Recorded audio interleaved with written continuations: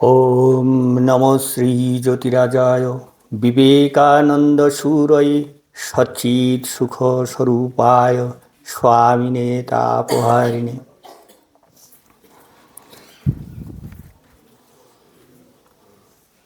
আজ ভগ্নী নিবেদিতার শুভ জন্মদিন। এই পূর্ণ লগ্নে আমরা রামকৃষ্ণ মিশন দার্জিলিংয়ে উপস্থিত হয়েছি। প্রথমেই আমি ঠাকুরমা স্বামীজিকে আমার ভূমিষ্ঠ প্রণাম, ভগ্নী নিবেদিতাজিকে আমার প্রণাম, মহারাজকে আমার প্রণাম ও উপস্থিত অন্যান্য ভক্তমণ্ডলীকে আমার প্রণাম জানিয়ে আমি সামান্য একটু বক্তৃতা দিচ্ছি। আমরা এই দুদিন যেসব বিষয়গুলো শুনলাম, মহারাজের কাছ থেকে 6টি বক্তৃতা শুনলাম, আরও অনেক ভারী ভারী গম্ভীর গম্ভীর বক্তৃতা শুনলাম। আমার বক্তৃতা এরকমই মনে হচ্ছে আমার যে ওই চাটনি পড়ার পরে কেউ যদি শুক্তো নিয়ে যায় সেই রকমই হবে। তবু সিস্টেমে আছে, একটু বলতে লাগবে, তাই বলছি।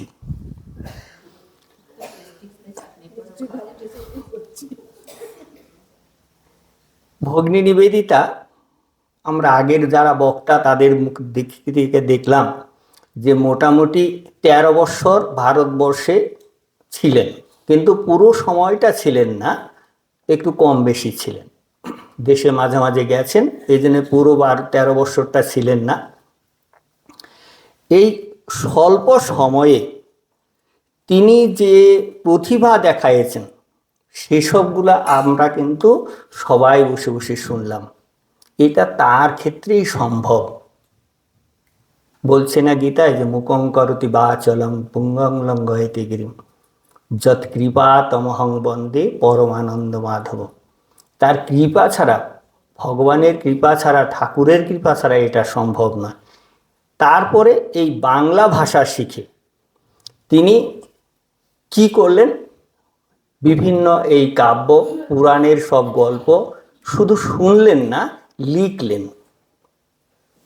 শুনলেন প্রথমে কার কাছে, যেটা মহারাজও বলছেন, গোলাপ মা, যোগিন মা, এদের মুখে।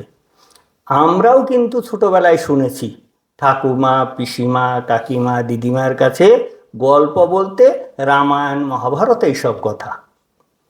কিন্তু এখন কিন্তু আপনারা সেইটা বাচ্চাদের বলেন না, কি করেন, হাতে মোবাইল ধরিয়ে দেন, মিকি মাউস দেখ, নয় টম অ্যান্ড জেরি দেখ, আমি কাজটা সেরে নিই।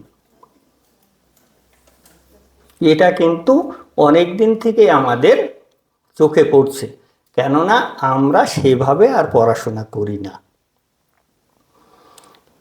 আমরা যে তার দৃষ্টিতে যে এই যে ভারতের মহাকাব্য, ভারতের পুরাণ, এইসব নিয়ে তিনি যে পড়াশোনা করলেন, কেন করলেন, দৃষ্টি দিলাম কত বৎসর পরে, তার চলে যাওয়ার 113 বৎসর পরে আমার কাছে সেই দৃষ্টি পড়েছে এসে, 1-2 দিন না কিন্তু।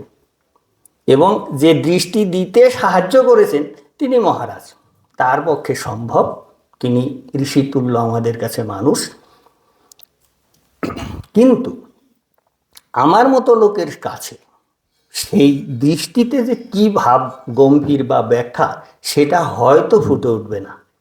তবে আমি কিছু কিছু জায়গা থেকে কিছু কিছু বিষয় বলবো। এই কাব্য এবং পুরাণ কাহিনী নিবেদিতার দৃষ্টিতে এটা ভারতের সংবিধান। কারণ সেই সময় কিন্তু আপনাদের এই বি.আর. আম্বেদকরের জন্ম হয়নি, কোনো সংবিধানও রচিত ছিল না। সেই সময় মানুষ এই পুরাণ বা এইসব দেবতাদের কাহিনী, এইসব যে কথাগুলো লিখিত ছিল, মুনি ঋষিরা যা বলেছেন সেইভাবে তারা জীবনযাপন করার চেষ্টা করছেন। তো সেই সময় কি ছিল না, রাজা ছিল, পরিবার ছিল, সমাজ ছিল, সন্তান ছিল। আমাদের আগে 2-3 জন বক্তাই বলছে আর্য যুগেও কিন্তু মানে মহিলাদের স্বামী নির্বাচনের অধিকার ছিল, এখনও সেগুলো আছে। সেই সব বিষয়গুলা আমি একটু বলার চেষ্টা করি। এখানে ছেলে কেমন হবে, ছেলে এখনো আছে, আপনারা অনেকেই দেখেন বাবা মাকে বৃদ্ধাবাসে পাঠায়, ঝামেলা রাখা যাবে না। কিন্তু রামচন্দ্রকে দেখেন, সেও তো ছেলে ছিল। বাবা একটা প্রতিজ্ঞা করলেন, সেই প্রতিজ্ঞা রক্ষার্থে তিনি কিন্তু হাসি মুখে বনবাসে গেলেন। এটা আমাদের শিক্ষণীয়। তারপরে রামচন্দ্র নয় ছেলে আছে গেল, ছেলের বউ সে কেন যাবে? আমরা ঠাকুরের জীবনে পাই, মা যখন ঠাকুরের কাছে আসলেন, ঠাকুর কি বলছিলেন? বলছে, তুমি কি আমাকে সংসার পথে টেনে নিতে এসেছ? বলছে, না, আমি তোমাকে ধর্মপথে সাহায্য করতে এসেছি। সেই রকম স্ত্রীর কি কর্তব্য? না, সীতা দেবী বললেন স্বামী বনে বনে থাকবে, সে ধ্যান জপ তপস্যা করবে, আমাকে তার কাজে সহায়তা করা দরকার, আমিও যাব। গেল। লক্ষণ কেন যাবে? আমাদের শাস্ত্রে আছে জ্যেষ্ঠ ভ্রাতা পিতৃসম। যেহেতু জ্যেষ্ঠ ভ্রাতা পিতৃসম, সে কোথায় কিভাবে থাকবে তাকে একটু সাহায্য করার দরকার আছে। আমি রাজ্যে থাকবো না, আমিও দাদার সাথে যাব। এবং আরেকটা দিকও আছে, কিন্তু তখন থেকেই যে জ্যেষ্ঠ দিদি এবং জ্যেষ্ঠ বৌদি যেটা বলে, সেটাকেও কিন্তু আমাদের সমাজ মাতৃত্বের স্থান দিয়েছে অনেক আগের থেকেই। মাতৃত্বের স্থান যে সীতা দেবীকে লক্ষণ দিয়েছিলেন, সেটা বুঝবো কি করে? যখন সীতাকে হরণ হয়, সীতা দেবী হরণ হয়, তখন কিন্তু একমাত্র লক্ষণ তার পায়ের নুপুরটাই চিনতে পেরেছিলেন, কেননা মুখের দিকে তিনি কখনো দেখেননি। এটা একটা দিক গেলে।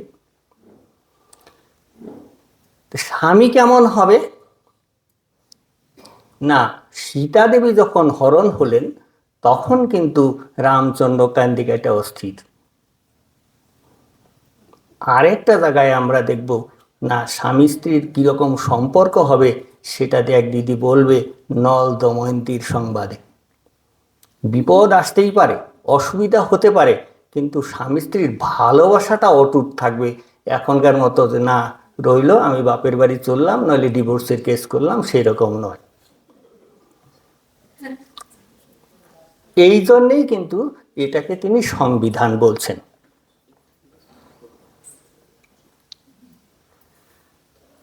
তারপরে আরেকটা জায়গায়, যেহেতু স্ত্রীর মানে মেয়েদের স্বামী নির্বাচনের অধিকার ছিল, তখনকার দিনে স্বয়ম্বর হতো, অর্থাৎ যারা রাজকুমারী তারা রাজাদের ছেলেদেরকেই বিয়ে করবে বা তাদের বরমাল্য দেবে। এখনকার মতো ফেসবুক প্রেম হবে না, যে না হেলা পচা যাকে খুশি দেখে প্রেম করলাম বিয়ে দিলাম। না, একটা শালীনতা বোধ ছিল, যে শালীনতা বোধটা এখন নষ্ট হয়ে গেছে। এই জন্যে আমাদের সমাজের এই অবক্ষয়।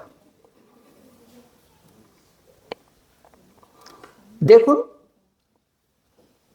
সতী আগের জন্মে সতী ছিলেন, তার স্বামী নিন্দা শুনতে পারলেন না, তিনি দেহত্যাগ করলেন। দিদির কাছে আছে উমা হৈমাবতীর জীবনী, উনি সেইখানে বলবেন। আমি শুধু সাইড থেকে একটু বেরিয়ে যাচ্ছি। বিষয়টা দিদি আমার অনেক সিনিয়র, আমাদের পূজনীয়, উনিই বলবেন। আমি সাইডটা একটু বলছি কেন, সতী জানতেন, এই উমা জানতেন যে আমি পূর্বজন্মে সতী ছিলাম, স্বামী নিন্দা সহ্য না করতে পেরে আমি দেহত্যাগ করেছি। কিন্তু পরবর্তী জন্মে কিন্তু তিনি উমা হয়ে যখন আসলেন, তখন তিনি তপস্যা করলেন, না শিবকেই বিয়ে করব। আমাদের বর্তমান যুগের ভাষায় চাল চুলোহীন, কাপড় কিনের পয়সা নাই, বাঘের ছাল পরে, বেল কিনারও পয়সা নাই, সাপকে বেঁধে দিয়ে কোনো রকম আটকে রাখছে। তাই তো, বাস্তবে তো তাই। কিন্তু আমরা শিবরাত্রি করি না যাতে শিবের মতো বর পাই। বাস্তবে সেই রকম বর হইলে আপনারা কেউ 7 দিন সংসার করতেন না। কিন্তু দেখুন স্বামী কিভাবে নির্বাচন করলেন, যে না তিনি যোগী শ্রেষ্ঠ। মহারাজ বলছেন যোগী শ্রেষ্ঠ, জ্ঞানে শ্রেষ্ঠ, অর্থাৎ স্বামী যাকে নির্বাচন করব সে যেন শ্রেষ্ঠ হয়। শ্রেষ্ঠ হলে কি লাভ? আমরা তো সংসারী লোক, লাভটাই খুঁজি। শ্রেষ্ঠ হলে কি লাভ? দেখেন, মায়ের 4টা ছেলে মেয়ে, 4টা রত্ন। কোন দেবতার এরকম 4টা ছেলে মেয়ে আছে যেটা দেব মানে স্বর্গের এরকম 4টা বড় বড় মন্ত্রী? লক্ষ্মী দেবী সে কি না খাদ্যমন্ত্রী, অর্থমন্ত্রী দেবতা। সরস্বতী দেবী তিনি শিক্ষামন্ত্রী। কার্তিক স্বরাষ্ট্রমন্ত্রী, কারণ দেব সেনাপতি। আর গণেশের তো কথাই নাই, সে লেরকা বাপসে বরকা, বাবার আগে তাকে পূজা দিতে হয়, বুদ্ধিদাতা সিদ্ধিদাতা। তাহলে স্বামী সেইভাবে নির্বাচন করতে হবে যাতে কি হবে, ভবিষ্যৎ প্রজন্মটা সুরক্ষিত হয়, আমাদের বর্তমান যুগের মতো ডাকসোর মাতাল যাতে না হয়। যা হোক, দিদি ওই বিষয়গুলো অন্যগুলো বলবে। তারপরে আমরা কি কি করি বলছে, না সমাজে যেটা আছে বর্তমান যুগে দেখি রিটায়ারের পরে সংসার করি। তখন সংসারটা একটু এতদিন চাকরি বাকরি ছিল, বাইরে বাইরে পোস্টিং ছিলাম, সংসারটা ভালো হয়নি, এখন করি। 70 বছরে যে বাড়ি করি, তাহলে কি হবে? তখন এইটা বলছে আমাদের ছোট্ট ভাই বলবে ঈশান, যে রাজা ভরত কি হবে, সেই হরিণ চিন্তা করতে করতে কিন্তু হরিণই হয়ে গেলেন। আমরা সেই বাড়িঘর চিন্তা করতে করতে আমাদের যে কোথায় পোস্টিং হবে, বা সেই সংসারের চিন্তা করতে নাতির মুখ না দেখে গেলে বোধহয় আর স্বর্গে যাব না, তাহলে কিন্তু আমাদের গন্ডগোল হয়ে যাবে। সেই বিষয়টাও ভাই বলবে। দেশের রাজা কেমন হবে, রাজা হওয়ার কে উপযুক্ত, সেটা আরেকজন আছে আমাদের দিদি পারমিতা পট্টনায়ক, সে বলবে যে না রাজা হওয়ার উপযুক্ত কে। যে না আমাদের মতো বর্তমান যুগের মতো বড় স্মাগলার, বড় খুন করলাম, বড় অনেকগুলো মার্ডার করলাম, সেই রাজা হয়ে গেলাম, তার ফলে আমাদের সমাজের এই অবস্থা, এত দেখবেন যে সব ঘুষ ফুস কত কত হচ্ছে। না, রাজার একটা গুণ থাকতে হবে। তার সেই কি গুণ, সেই মহৎ গুণ, সেই বিষয়টাও কিন্তু এই পারমিতা দিদি বলবেন। ওই বিষয়টাও আমি হাত দিচ্ছি না।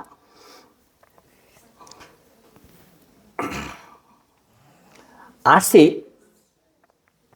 যে কথা না বললেই হয় না, ভারতবর্ষে এমন কোনো হিন্দু শুনে নেই সে গীতা। তার মুখ্য চরিত্রকে না ভগ্নী নিবেদিতা বলছেন ভারতের যীশুখ্রিস্ট। জন্ম দেখুন কারাগারে, পালক হলো অনেক দূরে আরেকজনের গোয়ালার বাড়ি, কিন্তু তার কর্মপদ্ধতি, নিষ্ঠা, সততা, চরিত্র কিন্তু কোনো রকম ফাঁক থাকলো না। তার নিজের জায়গায় কিন্তু তিনি ঠিক থাকলেন। মহাভারতে আরো কিছু কিছু চরিত্র আছে, যেমন ভীষ্ম পিতামহ। এই যে প্রাচীন ইগুলা কেন তিনি দেখেছেন, কেন তিনি অধ্যয়ন করেছেন, ভীষ্ম পিতামহ এত বড় যোদ্ধা, অষ্টবসুর এক বসু, ইচ্ছা মৃত্যু, এত কিছু থাকার পরেও তখন যখন তার রাজসভায় কুলবধূর বস্ত্রহরণ হলেন, তিনি কিন্তু প্রতিবাদ করতে পারলেন না। কেন? ওই যে দুর্যোধনের 2 নাম্বারই পয়সা খেয়েছিল।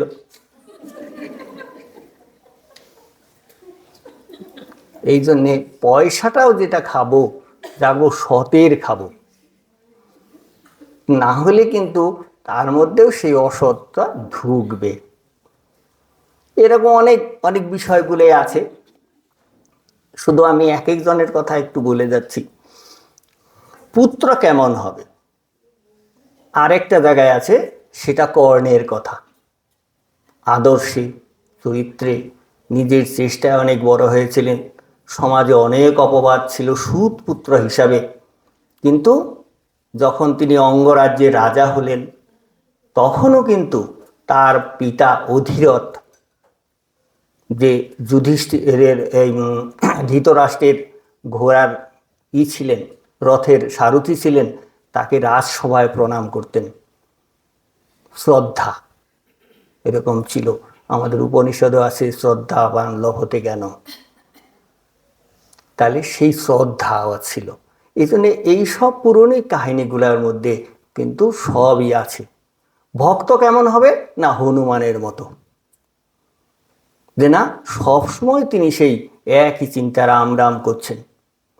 রাজার আরও কিছু কিছু বৈশিষ্ট্য আছে, যেমন যদি বিরোধী সৈন্যকে কিছু নিজের দলে নিয়ে নিতে পারি, সেটা রামচন্দ্রের ক্ষেত্রে দেখবেন, সেটা রাবণের ভাইকে নিজের দলে নিলেন। শক্তি শুধু হলে হবে না, বিচক্ষণতা এবং জ্ঞান থাকতে হবে। সেটা রামচন্দ্রের ক্ষেত্রে, বালির ক্ষেত্রে দেখা যায়।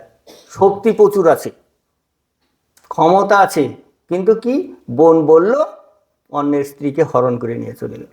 বিচার করলো না, এক পেশে বিচার করলো না যে আমি কাজটা ঠিক করছি কিনা, ভালো করছি। বালিও তাই করেছিলেন, কিন্তু কি হলো, সমূলে বিনাশ, দুইজনই মরলেন।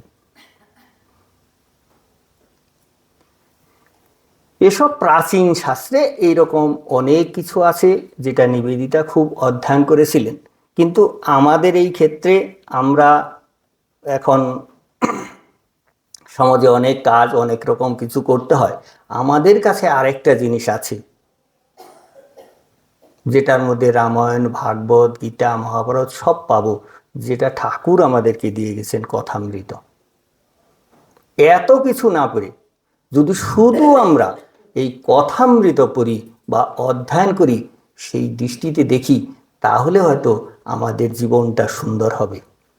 না হলে কিন্তু পরবর্তী জন্মে কে কোথায় যে পোস্টিং দেব, মুক্তি তো দূরের কথা, সেটা বলা যাবে না। সবাই ভালো থাকবেন। নমস্কার, প্রণাম। নমস্কার। শ্রী শ্রী ঠাকুর, মা, স্বামীজি এবং ভগিনী নিবেদিতাকে জানাই আমার ভূমিষ্ঠ প্রণাম।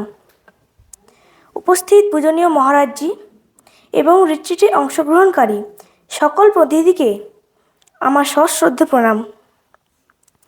ভগিনী নিবেদিতার অনেক গুণের একটি হলো তিনি অসামান্য লেখিকা। তাঁর লেখা ক্র্যাডল টেলস অফ হিন্দুইজম বই থেকে রাজা ভরত, এই গল্পটি আমি নিজের ভাষায় পরিবেশনের প্রয়াস করছি। গল্পের সাথে একাত্ম হতে মনে করুন সেই সময়ের কথা, যে সময় মানুষ বানপ্রস্থে অরণ্যে গিয়ে ঈশ্বর চিন্তায় মগ্ন হতেন। ইতিহাসে প্রাচীন যুগে যখন নবীন ভারত গঠিত হচ্ছে, সেই সময় রাজা দুষ্যন্ত ও শকুন্তলার পুত্র ভরত একজন বিখ্যাত রাজা ছিলেন। তার নাম থেকেই ভারতবর্ষ কথার উৎপত্তি। সেই যুগে মানুষ বয়সকালে সংসারের সকল দায়িত্ব পালন করার পর সংসার ছেড়ে অরণ্যে গিয়ে অবশিষ্ট জীবন ঈশ্বর চিন্তায় কাটাতেন। এই রীতি অনুযায়ী রাজা ভরত তাঁর জীবনে যথেষ্ট সম্মান, প্রাচুর্য ও ক্ষমতা ভোগ করার পর অবশিষ্ট জীবন অরণ্যে গিয়ে শান্তিতে ধ্যান ও ঈশ্বর চিন্তা করবেন বলে স্থির করলেন। কিন্তু রাজ্যের পক্ষে এবং প্রজাদের কাছে এটি সহজ সিদ্ধান্ত ছিল না। তাই রাতের অন্ধকারে নীরবে ভরত ভিক্ষুকের বেশে নগর পরিত্যাগ করলেন। তবে একটি হ্রদের জলে পাথর নিক্ষেপ করলে যেমন সেটি তরঙ্গ সৃষ্টি করে এবং অবশেষে তা মিলিয়ে যায়, ভরতের অন্তর্ধানে এর বেশি কোনো আলোড়ন তৈরি হলো না। সমাজ আবার নিজ ছন্দে চলতে লাগলো। একদিন যখন তিনি নদী তীরে বসে এক মনে ঈশ্বর চিন্তা করছিলেন, সেই সময় এক হরিণী শাবকসহ নদীতে জল খেতে এলে এক সিংহ গর্জন করে তার উপর ঝাঁপিয়ে পড়ল। প্রাণ বাঁচাতে হরিণী নদীতে ঝাঁপ দিল। নদীর অপর তীরে পৌঁছে ক্লান্তি হেতু ও ভয়ের দরুন হরিণীর প্রাণত্যাগ করল। এদিকে অসহায় হরিণ শিশু নদীর স্রোতে ভেসে যেতে লাগলো। এই গোটা ঘটনার সাক্ষী হয়ে সন্ন্যাসী ভরত মমতাবশত হরিণ শিশুটিকে নিয়ে তার কুটিরে পরিচর্যা করে বড় করতে লাগলেন। যিনি ঈশ্বর চিন্তার জন্য রাজ্য, বৈভব, সংসার ত্যাগ করে অরণ্যে এসেছিলেন, এই হরিণ শিশুটির মায়ায় বদ্ধ হয়ে তিনি ঈশ্বর চিন্তা করতে সময় পেলেন না। অবশেষে যখন তার মৃত্যুকাল ঘনিয়ে এলো, তখন তিনি ঈশ্বর চিন্তার পরিবর্তে হরিণ শিশুটির কথা ভাবতে ভাবতে তার চোখের দিকে তাকিয়ে মৃত্যু হলো তার। আমরা জানি যে মানুষ মৃত্যুকালে যে চিন্তা করেন, পরবর্তী জন্মে অনুরূপ জীবন ধারণ হয়। তাই স্বাভাবিকভাবেই ভরত পরবর্তী জন্মে হরিণ হয়ে জন্মগ্রহণ করল। তবে পূর্বজন্মের ভক্তি ও প্রার্থনার ফলে হরিণ হয়ে জন্মালেও অতীতের সব কথা তার স্মরণে ছিল। হরিণটি ঋষিদের আশ্রমের কাছে চড়ে বেড়াতো, সৎগ্রন্থ পাঠ শুনত এবং আশ্রমের দেওয়া খাদ্য খেত। এরপর ভরতের জন্ম হলো এক ব্রাহ্মণ পরিবারে। তার বিগত 2 জন্মের কথা মনে ছিল। এবার তিনি জন্ম মৃত্যুর চক্র থেকে মুক্তি পাওয়ার জন্য এক দৃঢ় প্রতিজ্ঞ হলেন। সেই জন্য ভরত মৌনী হয়ে সমস্ত বাসনার বন্ধন হইতে মুক্ত থেকে কেবলমাত্র হৃদয়স্থিত ঈশ্বরের প্রতি নিবিষ্ট থাকবেন বলে স্থির করলেন। তার পরিবারের লোকেরা তাকে বোবা এবং জড়বুদ্ধি বলে জানত, তাই তার বিবাহ দেওয়ার কথা কারোরই মনে হয়নি। তার পিতার মৃত্যুর পর সমস্ত সম্পত্তি তার ভাইরা নিজেদের মধ্যে ভাগাভাগি করে নিল এবং তাকে অকর্মা জড়বুদ্ধি ভেবে তার অংশও নিজেরা নিয়ে নিল। ভাইদের সংসারের নানান কাজের মধ্যে দিয়ে তাদের দয়ার জানে তার জীবন চলত। ভাতৃবধূরা তাকে দিয়ে ভারী ভারী মালপত্র তোলা এবং বহন করার কাজ করাতেন। তিনিও নীরবে সব করে যেতেন। মাঝে মাঝে তারা তার উপর রেগে গেলে তিনি চুপ করে গাছের তলায় বসে থাকতেন যতক্ষণ না তাদের রাগ না প্রশমিত হচ্ছে। শুধুমাত্র একবারে তিনি কথা বলেছিলেন। ঘটনাটি এই রকম। এইভাবে একদিন যখন তিনি গাছের তলায় বসে আছেন, সেই সময় তার সামনে দিয়ে একটি রাজশিবিকা অর্থাৎ পালকি যাচ্ছিল। 4 জনের পরিবর্তে 3 জন বাহক সেটিকে বহন করছিল। তাকে অলসভাবে বসে থাকতে দেখে তাদের বোঝা কমাবার জন্য তারা শিবিকাটি নিচে রাখল। শিবিকা আরোহী রাজার নিজের জ্ঞান সম্পর্কে খুব অহংকার ছিল। তিনি সেই ব্রাহ্মণ যুবককে শিবিকা বহনের কাজের আদেশ দিলেন। হয়তো মুহূর্তের জন্য রাজাকে দেখে ভরতের মনে হয়েছিল যে এই আত্মার কিছু শিক্ষার দরকার। তাই তিনি উঠে অন্যদের সঙ্গে শিবিকা বহন করতে শুরু করলেন। ভরতের এই কাজের পূর্ব অভিজ্ঞতা ছিল না এবং ছিলেন সম্পূর্ণ অনুপযুক্ত। অন্য প্রাণীদের প্রতি দয়াশীল ভরত তার পায়ের চাপে যাতে কোনো কীটপতঙ্গাদের মৃত্যু না হয় সে বিষয়ে সতর্ক হয়ে চলছিলেন। এই দেখে রাজা বিরক্ত হয়ে বললেন, তুমি কি জড়ো? ঠিকভাবে চলতেও শেখোনি নাকি ক্লান্ত হয়েছ? যদি ক্লান্ত হয়ে থাকো তাহলে বিশ্রাম নাও। এই সময় নতুন বাহক হাসি মুখে মিষ্টি এবং রাজের কথাগুলি রায়কে শোনালেন। কাকেই বা তুমি বলে ডাকছো, আর কাকেই বা তুমি জড়ো বলছো? এই পৃথিবীতে এমন কি কিছু আছে যা তোমার আত্মা নয়? আর সেই আত্মার ক্লান্তিও নেই, বিশ্রামেরও প্রয়োজন হয় না। এই কথাগুলি বলবার সময় ভরতের মধ্যে দিয়ে যে উজ্জ্বল মহত্বের দ্যুতি প্রকাশিত হলো, তাতে উপস্থিত সকলে স্তব্ধ হয়ে গেল এবং রাজা শিবিকা থেকে নেমে তার সামনে ভূলুণ্ঠিত হয়ে তার পদগুলি গ্রহণ করলেন। হে সর্বশক্তিমান, আপনি কে? রাজা জিজ্ঞাসা করলেন এবং ভরত তখন পথের ধারে বসে ঘন্টার পর ঘন্টা ধরে রাজার মনের মধ্যে মুক্তিলাভের ইচ্ছা না জাগা পর্যন্ত তাকে উপদেশ দিয়ে দিতে লাগলেন। তার কথা শুনে রাজার মধ্যে পরিবর্তন এলো এবং তিনি রাজ্য ছেড়ে পরিব্রাজক রূপে বেরিয়ে গেলেন। এরপরে ভরত আর কখনো কথা বলেননি। অবশেষে যখন তার মৃত্যু হয় তখন তিনি মুক্তি লাভ করলেন। ভরতকে আর কখনো জন্মমৃত্যুর চক্রের মধ্যে পড়তে হয়নি। এইখানেই এই গল্পের সমাপ্তি। মঞ্চে দাঁড়িয়ে আপনাদের সামনে ভগিনী নিবেদিতার নির্বাচিত গল্পগুচ্ছের থেকে এই গল্প উপস্থাপনের সুযোগ দেওয়ার জন্য পূজনীয় মহারাজজিকে আরও একবার প্রণাম জানাই। নমস্কার।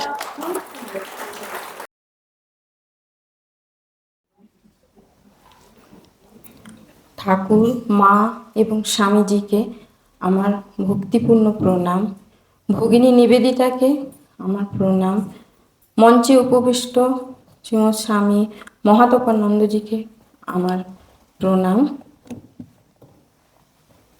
এবং এই রিট্রিটে উপস্থিত সবাইকে যথাযোগ্য স্থানে আমার প্রণাম, শ্রদ্ধা এবং ভালোবাসা।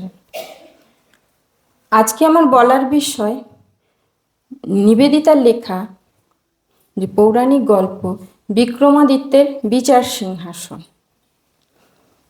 তো এই প্রসঙ্গে বলার আগে নিবেদিতা কে ছিলেন, তিনি কেন ভারতবর্ষে এসেছিলেন, তিনি কেন পৌরাণিক গ্রন্থ এইভাবে গল্প লেখার জন্য বেছে নিয়েছিলেন, তিনি কেন ভারতবর্ষের পুরাণ এই সমস্ত পড়েছিলেন, এ সম্পর্কে এর আগে অনেক আলোচনা হয়েছে এবং আমার আগে পরিতোষবাবু উনি এটা নিয়ে পুরাণের এই সমস্ত গল্প নিবেদিতা কেন লিখেছিলেন এগুলো উনি আলোচনা করেছেন, তাই ওই বিষয়ে আমি আর যাচ্ছি না। আর উনি একটা কথা আরও বললেন যে রাজা কীরকম হবে, তো রাজার হওয়ার যোগ্যতা কি। তো এখানে যে গল্পটি রাজা কেমন হবে সামগ্রিক বিষয়টা এখানে উল্লেখ করা নেই, শুধুমাত্র রাজা বিচার কেমনভাবে করবেন সেইটুকুই এখানে বলা হয়েছে।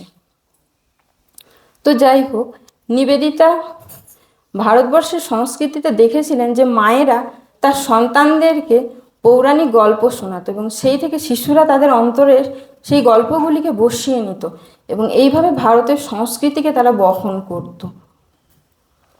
এবার সরাসরি গল্পে যাই। ভারতবর্ষের ইতিহাসে উজ্জয়িনী বলে একটি নগরী ছিল। জ্ঞান এবং বিজ্ঞান চর্চায় খুব সমৃদ্ধ ছিল এই নগরী। এবার ওখানেই বসবাস করতেন কবি কালিদাস, যাকে হোমার, দান্তে বা শেক্সপিয়ারের সঙ্গে এক আসনে বসানো যেতে পারে। এই উজ্জয়িনীতেই অনেক বিখ্যাত রাজাও রাজত্ব করেছিলেন। ইনফ্যাক্ট গোটা ভারতবর্ষে অনেক বড় বড় রাজা যারা রাজত্ব করেছিলেন তাদের মধ্যে খুব উল্লেখযোগ্য একজন রাজা ছিলেন মালবরাজ বিক্রমাদিত্য। উজ্জয়িনীতে তার রাজধানী ছিল। তো তিনি প্রায় খ্রিস্ট জন্মের 57 বছর পূর্বে তিনি ওখানে শাসন করেছিলেন। তো তাকে শ্রেষ্ঠ বিচারক হিসেবে গণ্য করা হয়। তিনি আরও অনেক কিছু রাজা হিসেবে তার আরও অনেক অবদান ছিল, যেমন বিক্রম সম্বত তিনি প্রবর্তন করেছিলেন। এগুলো আমরা ইতিহাসে সবাই পড়েছি, সবাই জানি এগুলো। তো এখানে যে গল্পটি আছে শুধুমাত্র উনি বিচারক হিসেবে কেমন ছিলেন। তো উনি এত বড় একজন শ্রেষ্ঠ বিচারক ছিলেন কখনোই তিনি মানে জানা যায় যে সবসময় তিনি নির্ভুলভাবে বিচার করতেন, কখনো কাউকে প্রবঞ্চনা করেননি এবং কোনো নির্দোষকে কখনো তিনি শাস্তি দেননি। এমনকি যারা দোষ করত তারা ভয় পেত যে তাদের চোখের ভাষাতে উনি বুঝে যেতেন তারা দোষী কিনা, তাদের দোষ ধরা পড়ে যেত। এতটাই তার চারিত্রিক দৃঢ়তা এবং তার যোগ্যতা ছিল। তো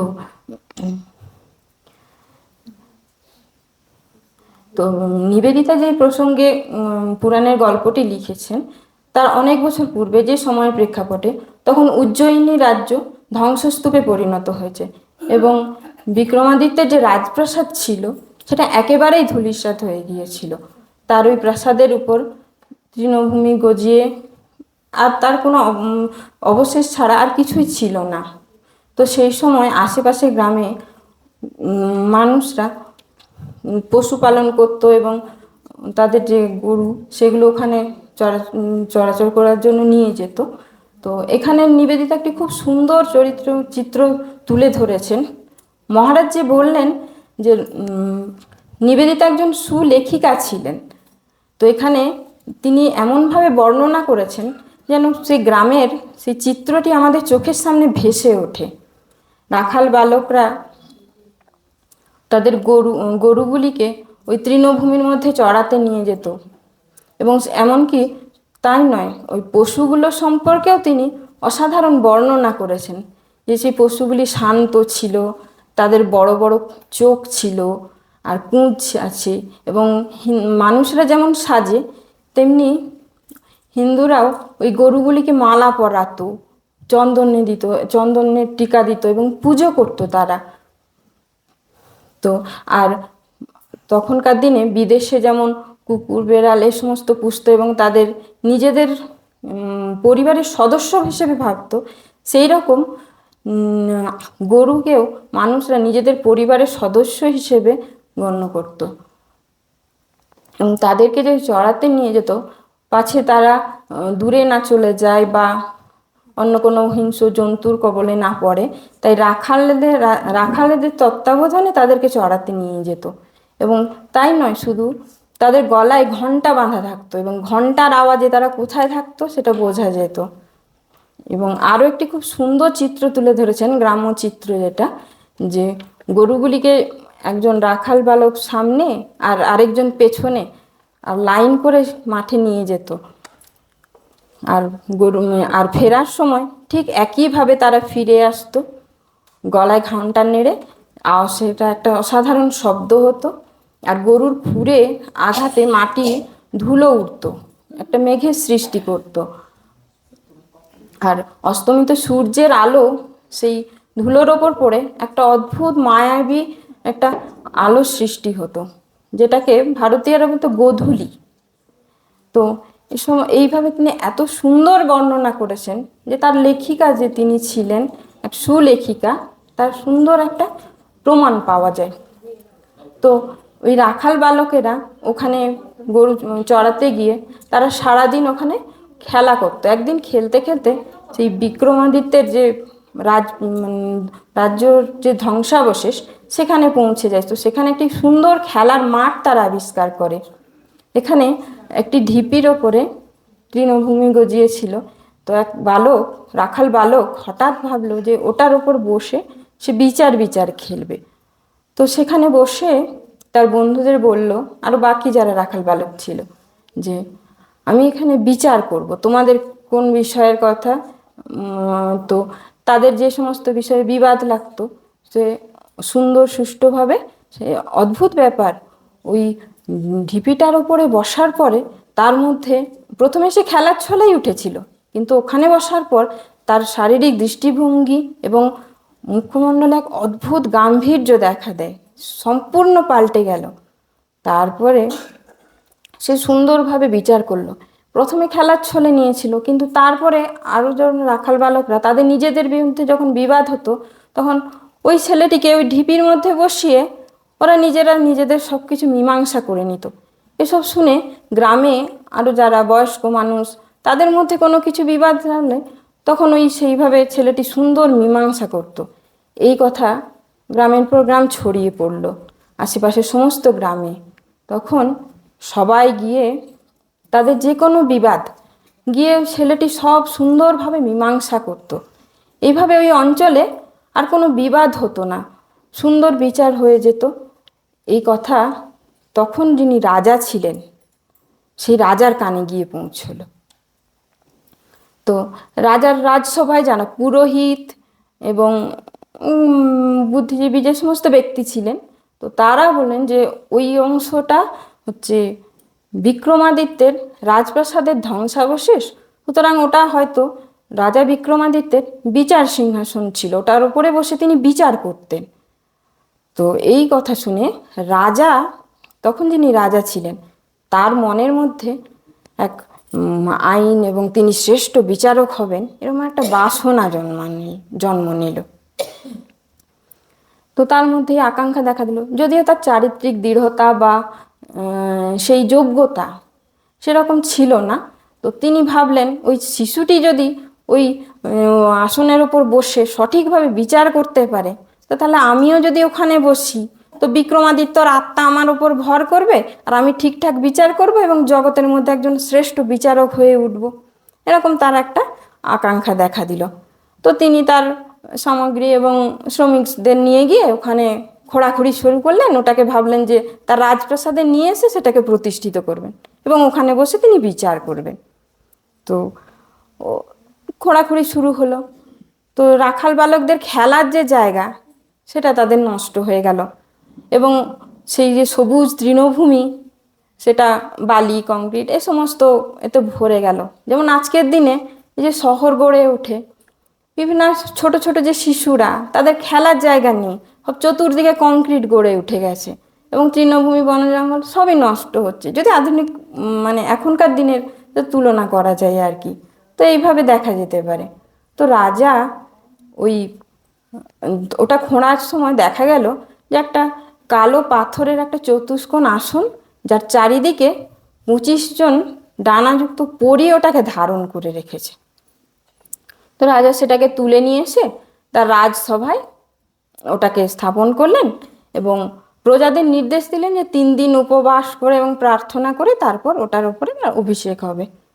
তো এইভাবে প্রজারা রাজার নির্দেশ পালন করে একদিন সমস্ত প্রজাদের উপস্থিতিতে মহা সমারোহে রাজা ওখানে ওর ওপরে বসে বিচার করবেন এই অভিপ্রায় নিয়ে প্রথমে ওখানে প্রণাম করতে গেলেন। প্রণাম করে উঠে যেই ওখানে বসতে গেলেন, তখন ওই আসনটি ধারণ করে রেখেছে যে পরীগুলো না, তাদের মধ্যে একজন পরী হঠাৎ কথা বলতে শুরু করলো যে তুমি যে এখানে বসবে, আচ্ছা তোমার যোগ্যতা আছে? তোমার মনের মধ্যে কি কখনো অন্যের রাজ্য আত্মসাৎ করার অভিপ্রায় হয়েছে?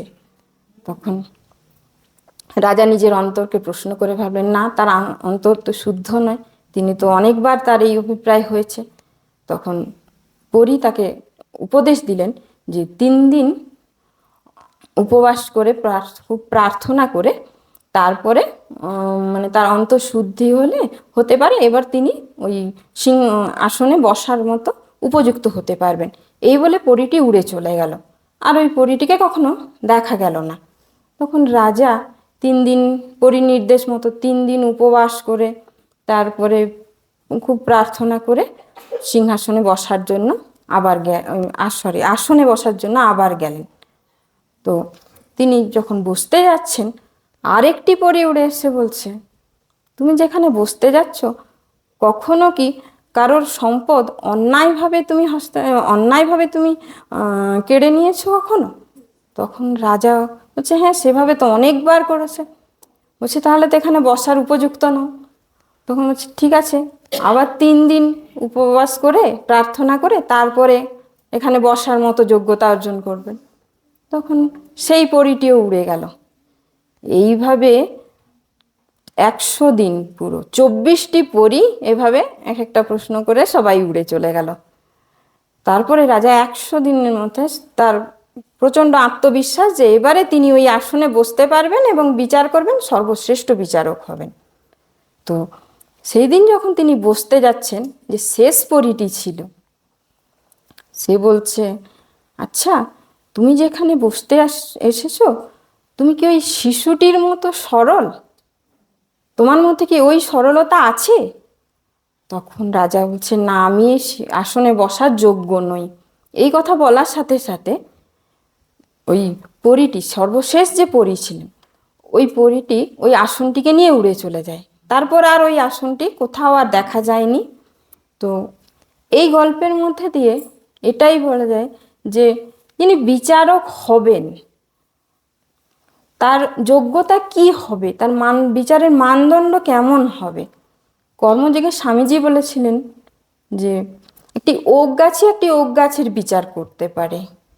তো আর মহারাজা বললেন যে শিশুর মতো সরল হতে হবে, তবেই সে ওই আসনে বসার যোগ্য হতে পারে।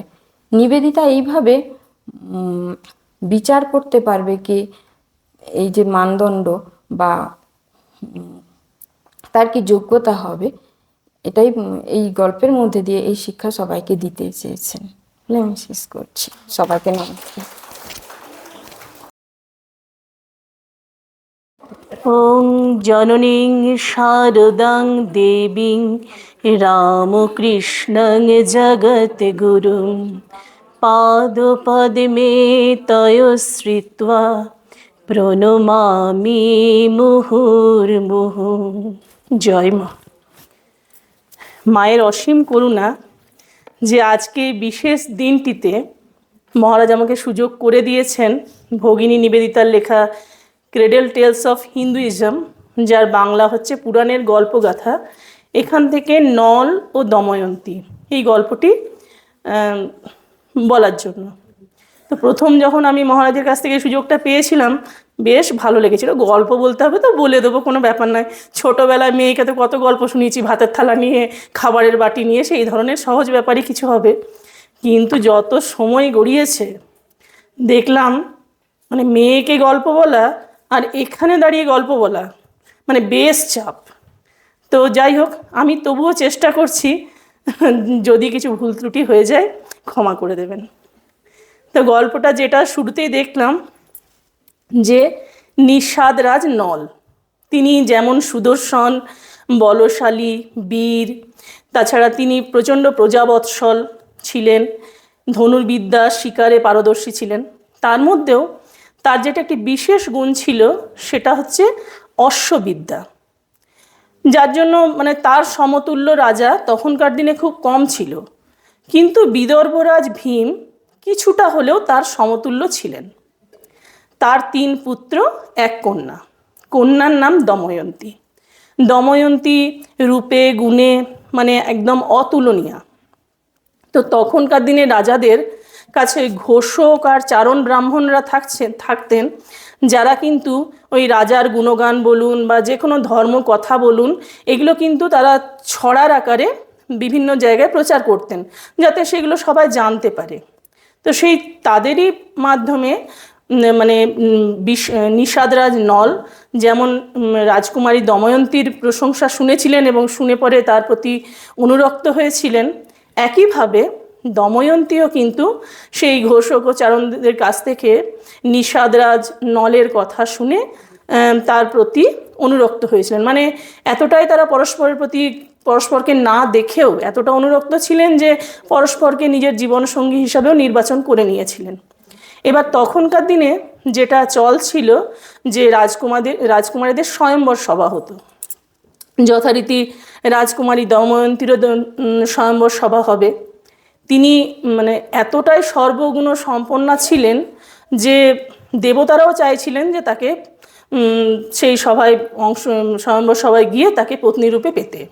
তার মধ্যে ইন্দ্র, বরুণ, অগ্নি, যম এনারা ছিলেন। এবার এনারা তো যথারীতি সেই স্বয়ম্বর সভায় আসছিলেন। পথে নিষাদরাজ নলের সঙ্গে তাদের দেখা। তো দেখলেন এত সুন্দর একজন সুপুরুষ এবং তাকে দেখে দেবতাদের এত ভালো লাগলো, তো বলল যে আপনি একটা কাজ করুন, আমাদের কথা আপনি রাজকুমারী দময়ন্তীকে গিয়ে বলুন, যাতে তিনি আমাদের মধ্যে কাউকে নিজের স্বামীরূপে বরণ করে নেন।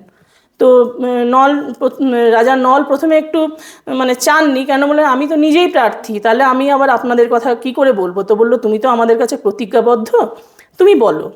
যাই হোক, তিনি গেলেন।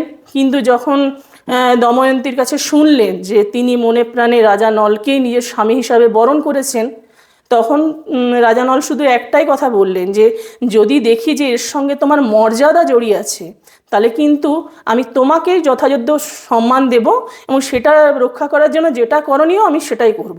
তখন দময়ন্তীও কিন্তু রাজা নলের মনের কথা বুঝে গেলেন এবং খুব আনন্দিত হলেন এবং তিনি বললেন যে আমি দেবতাদের সামনেই হয়তো তাদের অনুমতি নিয়েই কিন্তু আমি মানে রাজা নলকে স্বামী হিসাবে বরণ করবেন। যাই হোক, এবার যথারীতি স্বয়ম্বর সভা তো হলো। সেখানে দেবতারা এলেন। তারা তো জানতেন যে রাজা নলকে রাজকুমারী দময়ন্তী স্বামী হিসাবে পেতে চায়। তো তারা কি করলেন, একটা বুদ্ধি করলেন। তারা ঠিক ওই নল রাজার মতো বেশ নিয়ে সেখানে বসে পড়লেন। এবার রাজকুমারী দময়ন্তী রাজা নলের কথা যখনই শুনলেন, কিন্তু পাঁচজন নলকে বসে থাকতে দেখে তিনি তো বিভ্রান্ত, বুঝতে পারছেন না কে আসল নল। তখন তিনি দেবতাদেরকেই অনুরোধ করলেন যে আমি এরকম রাজা নলকে আমি স্বামী হিসাবে বরণ করতে চাই, তো আপনারা আমাকে একটু সাহায্য করুন এবং আমি যাতে বুঝতে পারি যে আপনারা দেবতা আর উনি মানুষ। তো তার এই আকুতি দেখে এবং তার এই ডেডিকেশন দেখে দেবতারা খুব খুশি হলেন এবং তারা লক্ষণগুলো মোটামুটি এমনভাবে প্রকাশ করলেন যেখানে রাজকুমারী দময়ন্তী বুঝতে পারলেন কাজে। এবং সেখানে দেবতারাও কিন্তু অমত করলেন না।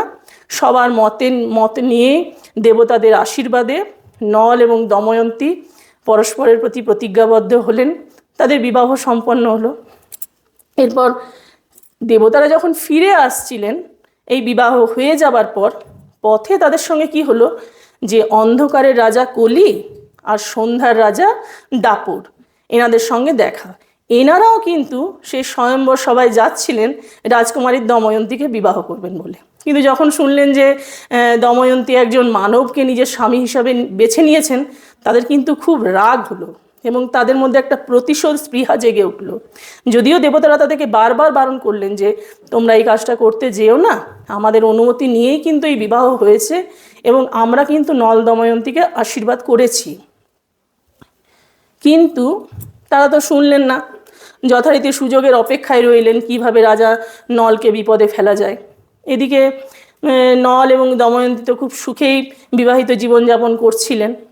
কিন্তু কি হলো, 12 বছর পরে নলের মধ্যে কোনো একটা ত্রুটি লক্ষ্য করে কলি কী করলো, তার শরীরের মধ্যে প্রবেশ করলো।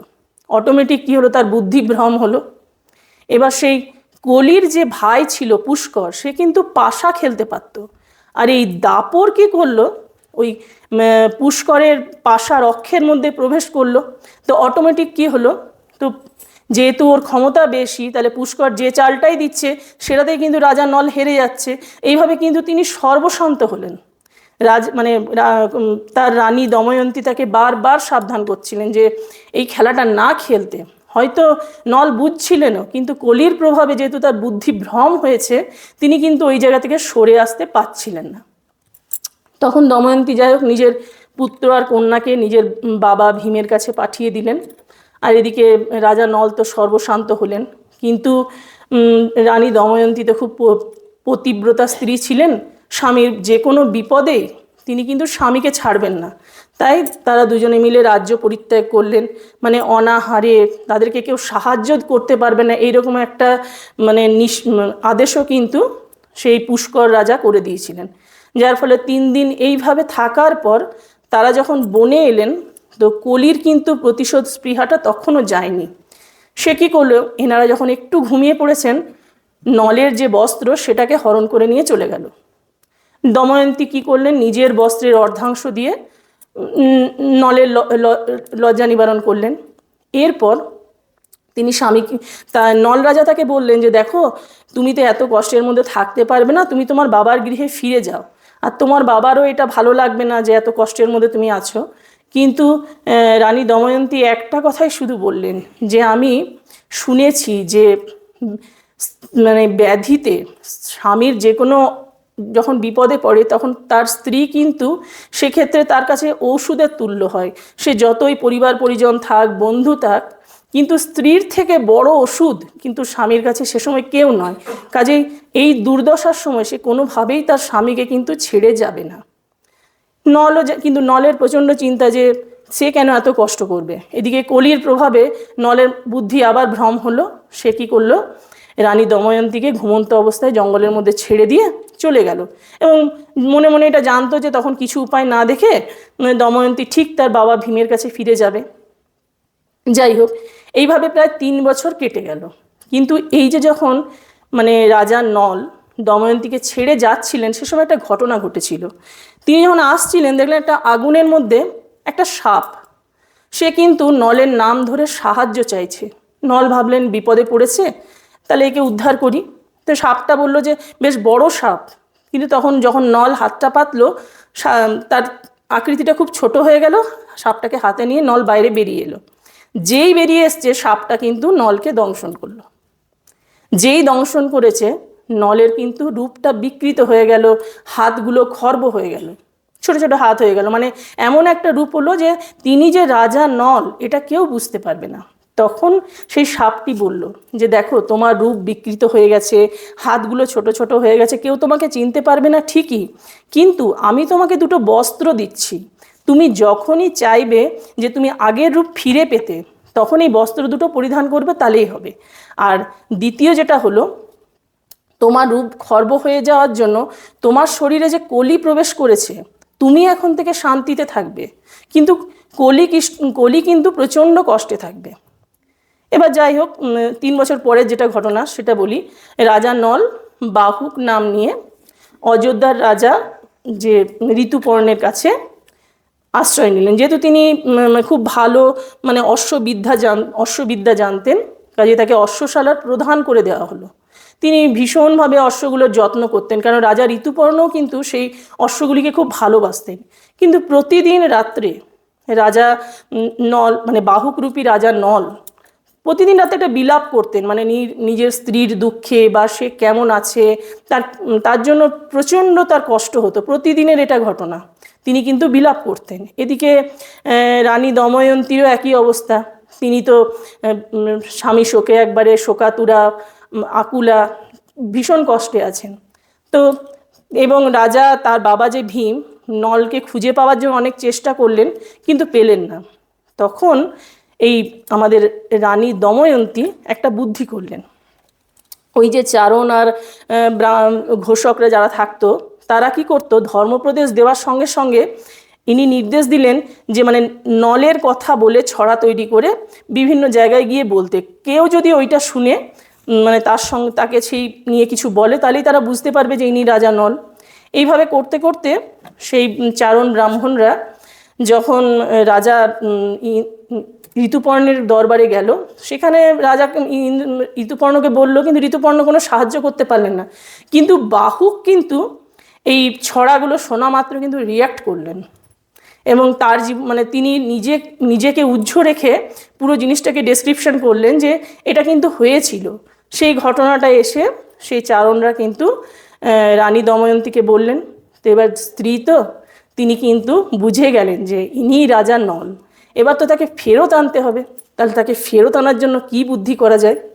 তখন তিনি ঠিক করলেন, তার মায়ের সাথে কথা বলে ঠিক করলেন যে একটা স্বয়ম্বর সভার আয়োজন করা হবে, যেখানে বলা হবে যে যেহেতু দময়ন্তীর স্বামীর কোনো খোঁজ পাওয়া যাচ্ছে না, অনেক দিন হয়ে গেল, তাহলে এবার একটা দ্বিতীয় স্বয়ম্বর সভা করা হবে, যেখানে দময়ন্তী আবার দ্বিতীয় বিবাহ করবেন। তার জন্য কি করলেন, এবার অন্য কোথাও কিন্তু নিমন্ত্রণ পাঠাননি। তার সঙ্গে যে তার দরবারে একজন বিশেষ মানুষ ছিলেন, যিনি কিন্তু পাখির রূপ ধরে গিয়ে রাজা ওই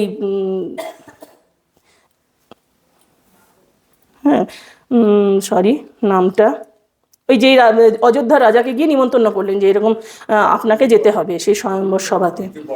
হ্যাঁ, ঋতুপর্ণ, আমার নার্ভাসনেসে ভুলে যাচ্ছি। ঋতুপর্ণকে নিমন্ত্রণ করলেন, দিয়ে এবার হাতে মাত্র একটা দিন টাইম আছে, এবার ঋতুপর্ণকে তো পৌঁছাতে হবে। উনি তো তখন বাহুকের সাহায্য নিলেন, যেহেতু বাহুক অশ্ববিদ্যায় প্রচণ্ড দক্ষ ছিলেন। তিনি কি করলেন, একদিনের মধ্যেই তখন ওই রাজাকে কিন্তু সেখানে পৌঁছে দিলেন। এবার সেখানে গিয়ে তো দেখছে কোনো স্বয়ম্বর সভা হচ্ছে না, কি ব্যাপার। রাজা তখন সেখানে রাজা ভীমের সঙ্গে দেখা করে বললেন যে এমনি আপনাকে সম্মান জানাবার জন্যই তিনি এসেছেন। এদিকে রাজকুমারী তো রানী দময়ন্তী খবর পেলেন যে এরকম বাহুক আছে। তখন বাহুককে নিজের যে প্রাসাদে উনি থাকতেন সেখানে ডেকে নিয়ে এলেন। সেখানে নিজের পরিচয় উজ্জ্ব রেখে সমস্ত ঘটনাগুলো বলতে থাকলেন, যে কিভাবে তার স্বামী তাকে ছেড়ে দিয়েছে, তার কাছে প্রতিজ্ঞাবদ্ধ ছিল যে কোনো অবস্থায় তাকে ছাড়বে না, সারা জীবন তার প্রতি সে অনুরক্ত থাকবে। তারপরও সে কি করে তার স্ত্রীকে ছেড়ে দিল, প্লাস নিজের দুটি যে সন্তান ছিল ইন্দ্রসেনা আর ইন্দ্রসেনী, তারাও কিন্তু সেই বাহুকের কাছে এলো। বাহুক তাদেরকে ধরে পড়ে প্রচণ্ড আদর করছে, কিন্তু প্রকাশ করতে পারছে না যে আমিই রাজা নল। কিন্তু যখন দময়ন্তীকে সেই এক বস্ত্রে থাকতে দেখে, এতটা দুঃখের মধ্যে থাকতে দেখে, নল কিন্তু আর নিজেকে সামলাতে পারল না। সেও তখন ভাববাচ্চে বোঝালো যে রাজার কিছু করার ছিল না, সে প্রতিজ্ঞাবদ্ধ ছিল ঠিকই, কিন্তু যেহেতু তার শরীরের মধ্যে কলি প্রবেশ করেছিল, কাজে কলির প্রভাবে কিন্তু তার সমস্ত বুদ্ধিটা ভ্রংশ হয়ে গেছিল। কিন্তু এখন যেহেতু কলি তাকে ছেড়ে চলে গেছে, কাজে সে কিন্তু সেই আগের মতোই শক্তিশালী হয়েছে এবং সবই তার মনে আছে। কিন্তু যাই হোক, এবার তাদের মধ্যে তারা পরস্পরকে চিনতে পারলো যে ইনি নল, ইনি দময়ন্তী। তখন সেই সময় নল এবার ঠিক করলেন যে এবার আমাকে আগের রূপে আসতে হবে। তখন ওই সাপের দেওয়া যে বস্ত্র দুটো ছিল সেই দুটো পরিধান করা মাত্রই আবার সেই নল রাজার রূপে তিনি চলে এলেন। রাজা ভীম সমস্ত সভাসদদের সমক্ষে নল আর দময়ন্তীকে স্বীকার করে নিলেন। তারা আবার সুখে শান্তিতে নিষাদ রাজ্যে ফিরে গিয়ে রাজত্ব করতে লাগলো। ব্যাস, এইখানে আমার গল্প শেষ। কিন্তু এখান থেকে একটা জিনিসই শিক্ষা, যেটা আমার মনে হয়েছে, মানে যে জীবনে ভালো পরিস্থিতিতে অবশ্যই সবসময় স্বামী স্ত্রীর সঙ্গেই থাকে, কিন্তু যতই খারাপ পরিস্থিতি থাকুক তাদের মধ্যে যে ভালোবাসা, যে বিশ্বাস, সেটা যেন কোনোভাবেই মানে কখনো না হয়, এবং সেটা পরস্পরের প্রতি একটা যখন আমরা যখন বিবাহ বন্ধনে আবদ্ধ হই সেই প্রতিজ্ঞা করেই আসি যে আমরা পরস্পরের প্রতি কিন্তু যে কোনো অবস্থায় পরস্পরের পাশে থাকবো। কাজে এই গল্পটা এই শিক্ষাই দিয়েছে। জয় মা, জয়।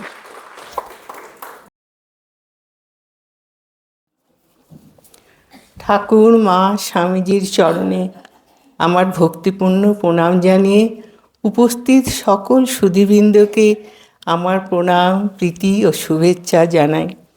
পরম পূজনীয় শ্রী মহাতাপানন্দজির চরণে আমার প্রণতি জানিয়ে আজ আমরা ভগিনী নিবেদিতার জন্মদিন উপলক্ষে সমবেত হয়েছি এই পবিত্র ভূমি রায়ভিলাতে।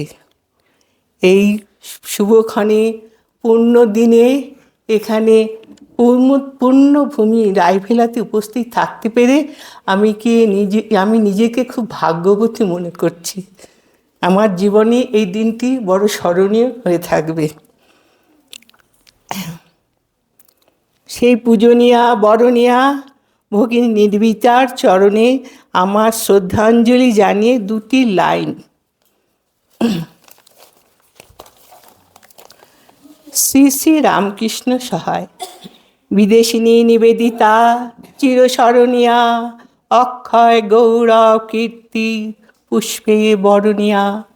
পবিত্র কুসুম অর্ঘ্য স্বামীজির চরণে, বিপন্ন আর্তের তরে খাদিল পরাণ।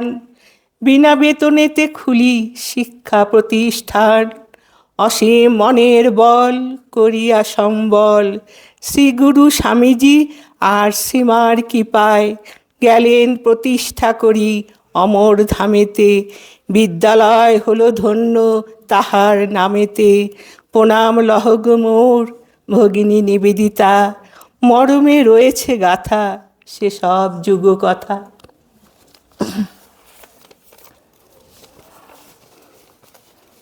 এখন আমি পুরাণের গাথা থেকে হৈমবতী উমার কাহিনী, আমার আবার দেখে বলার উপায় নেই, আমি একটু নিজের মতো করেই বলার চেষ্টা করছি।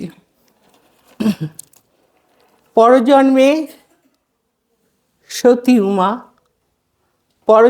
সতী উমারূপে এই পৃথিবীতে জন্মগ্রহণ করলেন। দেবতাদের একদিন, যা মানুষদের কয়েক বছরের সমান। উমা জানতেন তিনি কে। তিনি যাতে চিরকালের জন্য শিবের ঘরণী হয়ে থাকতে পারেন, সেই জন্যে এই পৃথিবীতে এসেছেন। এই জন্মে তিনি যে পিতার ঘরে জন্মগ্রহণ করেছিলেন, তিনি ছিলেন শিবভক্ত। তিনি তার জামাইরূপে শিবকে পাওয়ার খুব আগ্রহ ছিল তার। আর তিনি হলেন গিরিরাজ হিমালয়। উমা শিশুকাল থেকে অনেক গুণের অধিকারিণী ছিলেন। তিনি যে কেবল শিবের প্রিয় কাজগুলি নিষ্ঠার সঙ্গে করতেন তা নয়, তিনি ধ্যান জপ সাধনার মধ্য দিয়ে কঠোরভাবে শিবকে পাওয়ার জন্য আরাধনায় মত্ত থাকতেন। তাই তার মা মেয়ের এই অবস্থা দেখে তার স্বাস্থ্যহানির এবং জীবনহানির আশঙ্কায় তাকে এই কাজ থেকে বিরত থাকতে বারণ করতেন। কিন্তু উমা জানতেন তিনি কে। তার যতই সৌন্দর্য থাকুক না কেন, শিব তাহাকে কিছুতেই গ্রহণ করবে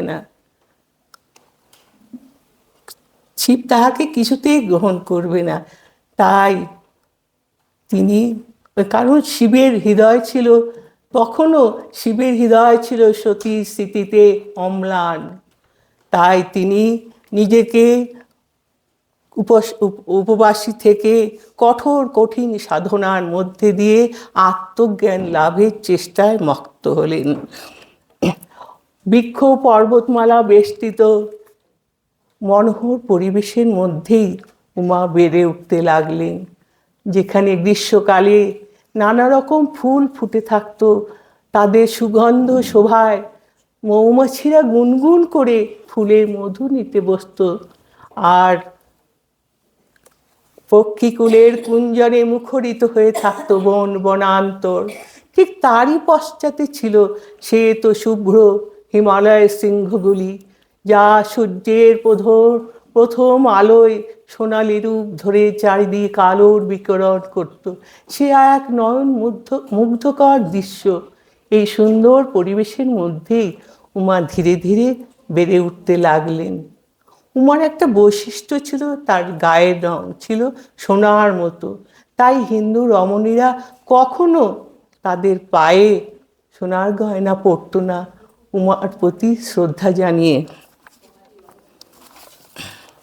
উমা যখন বিবাহযোগ্যা হলেন, তখন দেবতারা যাতে উমার মনের ইচ্ছা পূর্ণ হয় সেই জন্য চেষ্টা করতে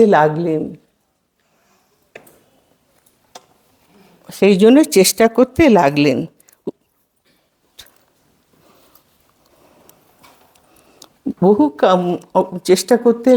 বহুকাল আগে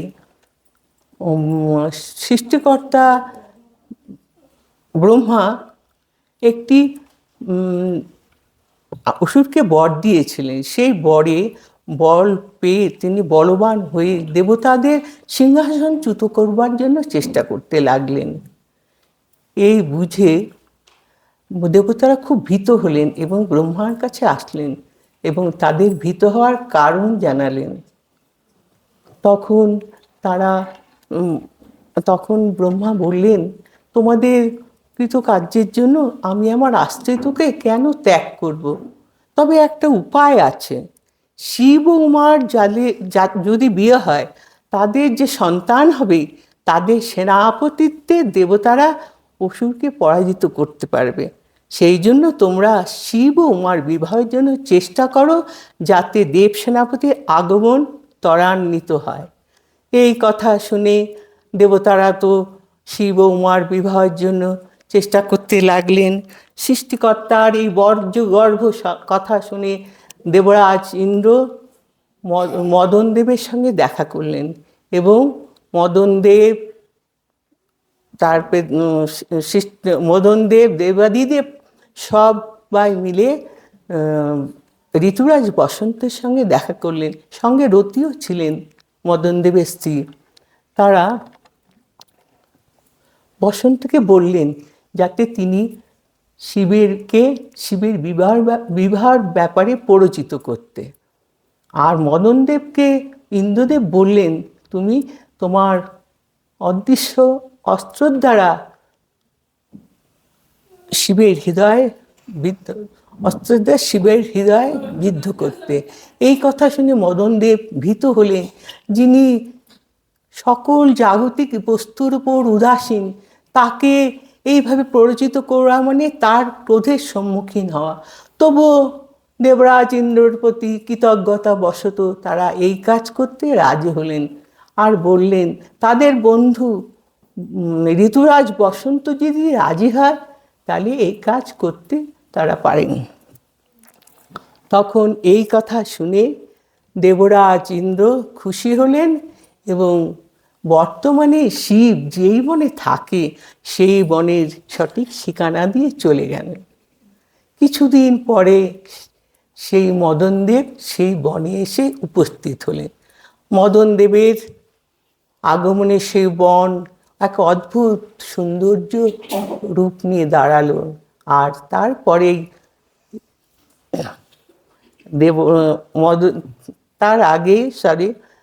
সবার আগে ঋতুরাজ বসন্ত বনে এসে উপস্থিত হলেন। বসন্ত আসার সঙ্গে সঙ্গে সব প্রকৃতি নতুনভাবে সেজে উঠল এবং তারপরে মদনদেব রতি আসলেন। মতনদেব বনে প্রবেশ করে বিশাল এক গাছের তলায় তার পুষ্পধ্বনি নিয়ে অপেক্ষা করতে লাগলেন সঠিক সময়ের জন্য। তার আগে যদিও একটু কিছু আমার ভুল হয়েছে, জায়গা উপস্থিত করতে থাকলেন। কিছুক্ষণ পরে শিব অনুচর নন্দী বনে প্রবেশ করলেন এবং হাত তুলে প্রকৃতিকে শান্ত হতে বললেন। তখন বাতাস বন্ধ হয়ে গেল, গাছের পাতা কাঁপছিল সেটাও স্তব্ধ হয়ে গেল, পাখির কলতানও স্তব্ধ হয়ে গেল। তার কিছুক্ষণ পরে মদনদেব দেখলেন যে এক শ্বেত বস্ত্রধারী দেহ এসে উপস্থিত হলেন এবং এক গাছের তলায় ব্যাঘ্রাসনে বসে ধ্যান করতে করতে সমাধিস্থ হয়ে গেলেন। আর মদনদেব তার স্বরধেনু নিয়ে অপেক্ষা করছেন কখন সে আসবে, যার জন্য এত আয়োজন। তার কিছুক্ষণ পরে তিনি দেখলেন এক সুন্দরী অপরূপা রমণী বনে প্রবেশ করছে। দেখে তিনি বুঝতে পারলেন, বেশভূষা আচরণ দেখে বুঝতে পারলেন ইনি কোনো রাজকন্যাই হবে, আর বুঝলেন উনি উমা।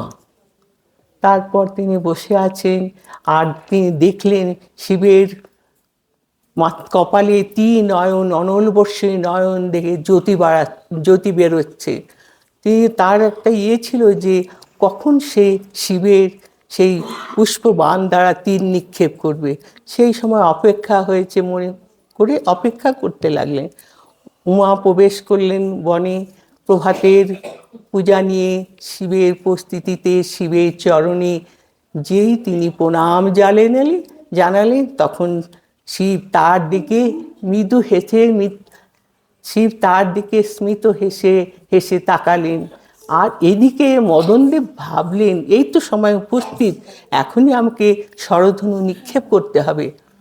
কিন্তু যেই তিনি স্বরধনুতে স্পর্শ করলেন সেই মাত্র শিবের চিত্ত চঞ্চল হয়ে জাগরিত হলো। তিনি সব বুঝতে পারলেন। যেই মাত্র তিনি রাগান্বিত হয়ে যেই তিনি মদনের দিকে তাকালেন অমনি মদন ভস্ম হয়ে গেলেন। এই দৃশ্য দেখে আর কি করবেন, উমা করুণ নয়নে পূজা ফুল নিয়ে সে গাছের তলে নিচু হয়ে বসে রইলেন। আর এদিকে বিরহ কাতরা রতি কন্ধন করতে লাগলেন। তার বেদনায় বনান্তর পূর্ণ হয়ে গেল। আর এদিকে বিরহ কাতরা রতি তার বন্ধুকে বললেন, আমার জন্য সহমরণের ব্যবস্থা করো, আমার জন্য চিতা সাজাও, সেখানে আমি নিজেকে উৎসর্গ করব। এবং তার বন্ধু বসন্ত তাকে ধৈর্য ধরতে বললেন এবং এই কাজ থেকে বিরত থাকতে বললেন। আবার আকাশ থেকে ইন্দ্র দৈববাণী করলেন, উমা তুমি ধৈর্য ধরো, তোমার স্বামী শিব ও উমার বিবাহের জন্য এই কাজ করেছে, আবার নিশ্চয়ই শিবের আশীর্বাদে তোমার স্বামী জীবন খুঁজে পাবে। কিছুদিন পর মদনদেব জীবন পেয়েছিল, কিন্তু দেহ না থাকার জন্য তাকে আর চোখে দেখা যেত না।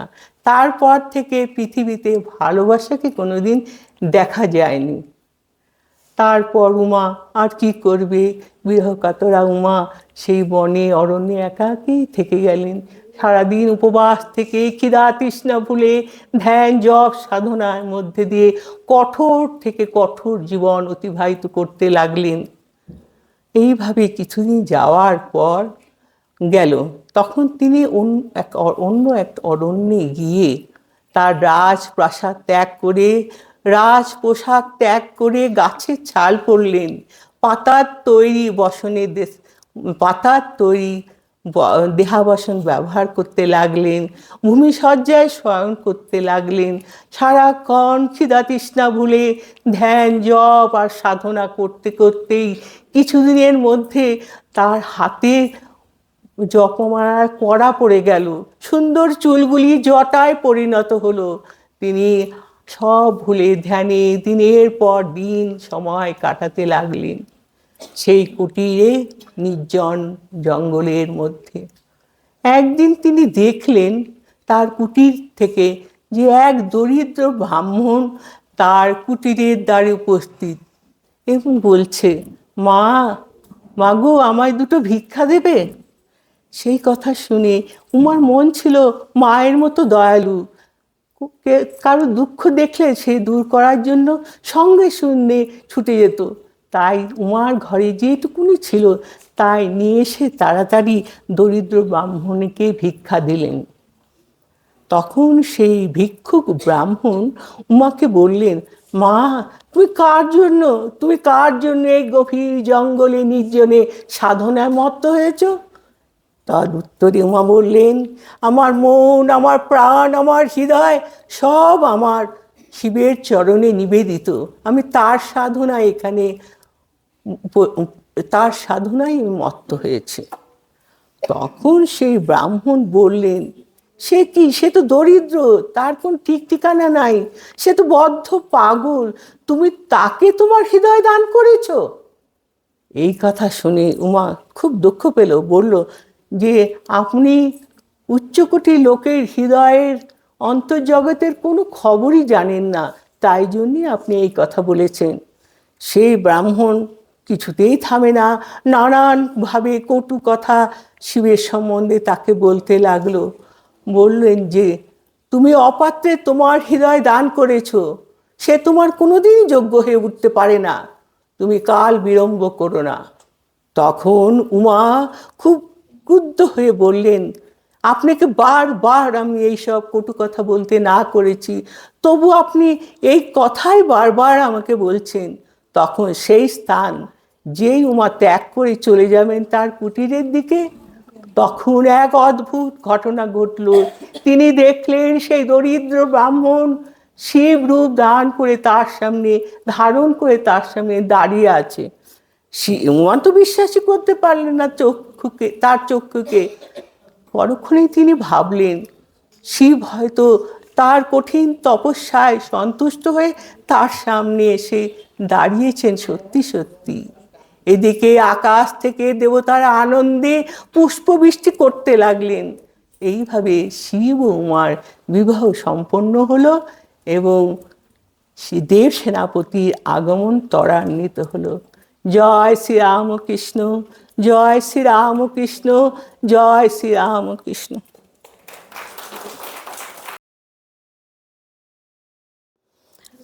মঞ্চে উপস্থিত মহারাজজির চরণে জানাই ভক্তিপূর্ণ প্রণাম এবং উপস্থিত সমস্ত ভক্তমণ্ডলীকে আমার শুভ বিজয়ার প্রণাম, শুভেচ্ছা, প্রীতি শুভেচ্ছা ও ভালোবাসা জানাই। শুরু করছি। মহারাজজির নির্দেশে আমি যে গল্পটি এখন বলতে যাচ্ছি, এই গল্পটি স্বামীজি ভগিনী নিবেদিতাকে শুনিয়েছিলেন। ভগিনী নিবেদিতা এই গল্পটি শুনে ভীষণভাবে অনুপ্রাণিত হয়েছিলেন এবং উপলব্ধি করেছিলেন যে আসক্তি ও আকাঙ্ক্ষা দুঃখ কষ্টের দিকে নিয়ে যায়। এই গল্পটিতে আমরা সেটাই দেখতে পাই। কুরুক্ষেত্রের যুদ্ধের সময় একদিকে কৌরব ও অন্যদিকে পাণ্ডব ছিল। দুদলে প্রবল পরাক্রমের সাথে যুদ্ধ করবে বলে সৈন্য সামন্ত নিয়ে হাজির হয়েছিল। 18 দিন ধরে এই যুদ্ধ চলেছিল। 18 দিনের দিন দুর্যোধনের পতন হলো। আর ওই দিনই রাত্রিতে পাণ্ডব শিবিরেও এক ভয়াবহ হত্যালীলা সংঘটিত হয়েছিল। রাতের অন্ধকারে ঘুমের মধ্যে আর্তনাদ ও কান্নার শব্দে একে অপরকে শত্রু ভেবে নিজেরাই নিজেদের হত্যা করে। প্রভাতের আলোয় এই ধ্বংসলীলা দেখা যায়। যদিও পাণ্ডবদের অর্জুন এবং শ্রীকৃষ্ণ জীবিতই ছিলেন, কিন্তু তাদের ভবিষ্যৎ প্রজন্মের কেউ জীবিত ছিলেন না। তারা জয়ী, তাদের এই সাম্রাজ্যের কোনো উত্তরাধিকারী নেই। তাদের সিংহাসন নিরাপদ, কিন্তু তাদের গৃহ শূন্য। রানী গান্ধারী আর ধৃতরাষ্ট্র এই চরম শোকের সময় যুদ্ধক্ষেত্রে এলেন। তারা পরাজিত পক্ষের প্রধান হলেও জয়ী পক্ষের নিকট আত্মীয়। পাণ্ডবদের কাছে জয় গৌরবের থেকেও তাদের সামনে নমনীয়তার সঙ্গে উপস্থিত হওয়া উচিত মনে করে তারা তাদের চরণ বন্দনা করে নতমুখে দাঁড়িয়ে রইলেন। ধৃতরাষ্ট্র যেহেতু অন্মান্য ছিলেন, তাই স্বামীর প্রতি সম্মানবশত রানী গান্ধারী বিয়ের পর থেকেই তার চোখে কাপড় বেঁধে দিয়ে রেখেছিলেন। এর ফলে তিনি এক গভীর অন্তর্দৃষ্টির অধিকারিণী হয়ে উঠেছিলেন। তিনি যা বলতেন তা সত্য হতো। যুদ্ধে যাওয়ার আগে প্রতিদিন দুর্যোধন তাকে বলতেন, তার কাছে আশীর্বাদ প্রার্থনা করতে নিতে আসতেন। আর প্রতিদিনই তিনি তাকে বলতেন, যে পক্ষে ধর্ম আছে সেই পক্ষই জয়ী হবে। তিনি ভালোভাবেই জানতেন যে যদি ধৃতরাষ্ট্র তার দুর্বলতাকে জয় করতে পারতেন তাহলে এই পরিণাম কখনোই হতো না। গান্ধারীর অতুলনীয় দৃঢ়তা এবং আত্মনিয়ন্ত্রণের অধিকারিণী হলেও তিনি এক ব্যথাতুরা শোক সন্তপ্তা মা। তার এই শোকের সময় তার ক্রোধ যাতে প্রণাম করতে আসা যুধিষ্ঠিরের ক্ষতি হয় তাই তিনি ক্রোধকে সংযত করে মাথা নিচু করে পায়ের দিকে নামিয়ে রেখেছিলেন। জানা যায় তার দৃষ্টি এত তেজস্সম্পন্ন ছিল যে প্রণাম করতে আসা যুধিষ্ঠিরের নখের উপর পড়ার ফলে তার নখ নষ্ট হয়ে গিয়েছিল। তিনি রাজমাতা কুন্তী ও দ্রৌপদীর সঙ্গে যথেষ্ট সংযমের সঙ্গে কথা বলছিলেন। এবার তিনি কৃষ্ণের মুখোমুখি হলেন। তার সংযমের বাঁধ ভেঙে গেল। হৃদয়ে জমে থাকা মনোবেদনার কথা, ক্ষোভের কথা একমাত্র তার কাছেই তো তিনি বলতে পারেন। তিনি স্বয়ং ভগবান। হে পদ্মলোচন, দেখো আমার কুলবধূদের, যারা তার স্বামীর, সন্তান, পিতা, ভ্রাতা, আত্মীয়দের শোকে কাতর হয়ে তাদের প্রাণপ্রিয়দের মৃতদেহকে জড়িয়ে ধরে কান্নায় ভেঙে পড়েছে। সমস্ত যুদ্ধক্ষেত্র আজ তাদের বিলাপে পরিপূর্ণ। এই বীরেরা আর কখনো হুঙ্কার দিয়ে শত্রুদের উপর ঝাঁপিয়ে পড়বে না। গায়কদের বন্দনা গানে যাদের ঘুম ভাঙত, যারা চিরকাল কোমল শয্যায় শয়ন করেছে, আজ তারা কঠিন ভূমিশয্যায় শায়িত। তাদের চারপাশে ঘুরে বেড়াচ্ছে ক্ষুধার্ত শিয়াল শকুনের দল। কি ভয়ঙ্কর এই দৃশ্য! কেন এই পরিণতি? এই দৃশ্য দেখার আগে কেন আমার মৃত্যু হলো না? কেন এই অভিশাপ আমাদের উপর নেমে এলো? আমারও আমার কুলবধূদের কোন পাপের শাস্তি হলো? আমার হৃদয় কেন এখনো শতদা বিখণ্ডিত হচ্ছে না? এইভাবে বিলাপ করতে করতে প্রত্যেক মৃতদেহের কাছে যেতে যেতে কৃষ্ণকে এই যুদ্ধের সমস্ত বর্ণনা দিতে লাগলেন। শোকে দুঃখে তার স্বর যেন বন্ধ হয়ে আসছিল। সে সময় তিনি পাণ্ডবদের শোকের কথাও অনুভব করলেন। তার মনে হলো এই যুদ্ধে দুই পক্ষই যেন কারো হাতে পুতুলের মতো তার নির্দেশে একে অপরকে ধ্বংস করেছে। কেই ধ্বংসলীলা বন্ধ করতে পারত? তার শোকার্ত স্বরের পরিবর্তন হলো। তিনি যেন বিচারকের মতো কৃষ্ণকে উদ্দেশ্য করে বলতে লাগলেন, হে মধুসূদন, যখন দুই সৈন্যদল একে অপরকে হত্যা করছিল তুমি তখন কেন চোখ বন্ধ করেছিলে? ভালো মন্দ সব তোমার ইচ্ছাতেই তো হয়। তোমার ইচ্ছা ছাড়া একটা গাছের পাতাও নড়ে না। তবে কেন এই হত্যালীলা, ধ্বংসলীলা হতে দিলে? হে চক্রপাণি, সত্য সতীত্বের শক্তিতে আমি তোমাকে অভিশাপ দিচ্ছি। তুমি যেমন কুরু ও পাণ্ডবরা একে অপরকে হত্যা করছে দেখেও চুপ করেছিলে, সেই রকমভাবে তোমার বংশ একে অপরকে হত্যা করে ধ্বংস হবে। আজ থেকে 36 বছর পর তুমি নিজের চোখে এই ঘটনা দেখবে। আর তুমিও স্বজনহারা হয়ে নির্জন জায়গায় নিহত হবে। তোমার কুলবধূরাও ভরতবংশের কুলবধূদের মতো প্রিয়জনের মৃত্যুতে বিলাপ করবে। কৃষ্ণ এই কথা শোনার পর স্তম্ভিত হয়ে গেলেন। তিনি শান্ত হয়ে গান্ধারীকে বললেন, আপনি ধন্য আমাকে আমার কর্তব্য সম্পর্কে মনে করিয়ে দেওয়ার জন্য। আমি জানি বীররা অপরাজেয়, একমাত্র তারাই তাদের ধ্বংস করতে পারে। আমি এই অভিশাপ মাথা পেতে নিচ্ছি। এরপর তিনি গান্ধারীর কাছে নতজানু হয়ে বললেন, হে মাতা, এবার আপনার ক্রোধ সংবরণ করুন। শুধুমাত্র দুঃখের কথা বললে তারও দ্বিগুণ হয়ে ওঠে। আপনি তো জানেন, ব্রাহ্মণ মাতা সন্তান জন্ম দিয়ে ত্যাগ শিক্ষা দেয়, গোমাতা সন্তান জন্ম দেয় বোঝা বহন করার জন্য, শূদ্রমাতা তার সন্তানকে শ্রমের শিক্ষা দেয়, আর ক্ষত্রিয়মাতা জানে যে তার পুত্র জন্ম হয়েছে রণক্ষেত্রে প্রাণ বিসর্জনের জন্য। অতএব এখন শোক ত্যাগ করে কর্তব্য পালন করুন। এই কথা শোনার পর গান্ধারী এ কথার সত্যতা অনুধাবন করতে পারলেন। তার মধ্যে বৈরাগ্য দেখা দিল। তিনি এই জগতের নশ্বরতা ও অনিত্যতাকে উপলব্ধি করতে পারলেন। তারও ধৃতরাষ্ট্রের বানপ্রস্ত্র গ্রহণ করা ছাড়া আর কোনো কিছুর বাসনা রইল না। তিনি যুধিষ্ঠির ও অন্যান্য সকলকে নিয়ে গঙ্গার তীরে মৃতদেহগুলি সৎকার করার জন্য চলে গেলেন। নমস্কার। জয় শ্রী রামকৃষ্ণ। অর্পণমস্তু।